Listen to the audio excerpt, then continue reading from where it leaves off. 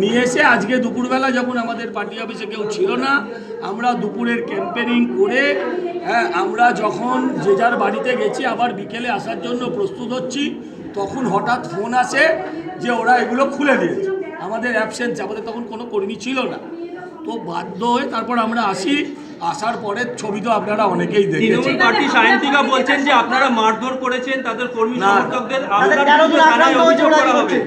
ওদের টোটাল 13 জনই ছিল। পুরো আক্রান্ত হওয়াটা শশীপাজার মতন ঘটনা।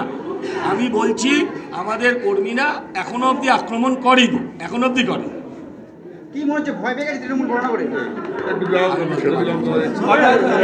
এটা আমি জানি না, এখন আমি দেখিনি কে গেট খুলেছে কে গেট খোলেনি। আমি শুধু এইটুকু দেখেছি যে আমার কর্মীদেরকে বহিরাগতরা বাইরে থেকে এসে মারছে। আমরা শান্তিপ্রিয়ভাবে প্রত্যেকটা ওয়ার্ডে ওয়ার্ডে প্রচার করছি, তারাও প্রচার করছিল। এইখানে আমি অশান্তি হয়েছে শুনে আমি আমার সব চেয়ারম্যান ভাইস চেয়ারম্যান সবাইকে নিয়ে আমি এখানে ছুটে আসি এবং দেখি আপনারা জানেন যে এর আগেও বিজেপি যখন 2024-এ নির্বাচন হয়েছে, লোকসভা এবং উপনির্বাচন, তারা সমস্ত তাদের যে কার্যকর্তারা রয়েছে একজনও বরানগরের নয়, তারা সবাই বরানগরের বাইরে বহিরাগত।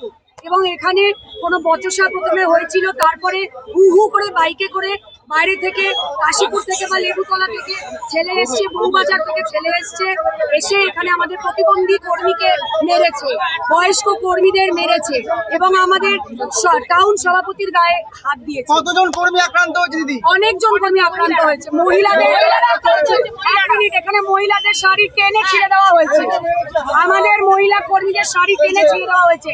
এই বিজেপি নারী বিদ্বেষী, এরা মহিলাদের সম্মান করতে জানে না।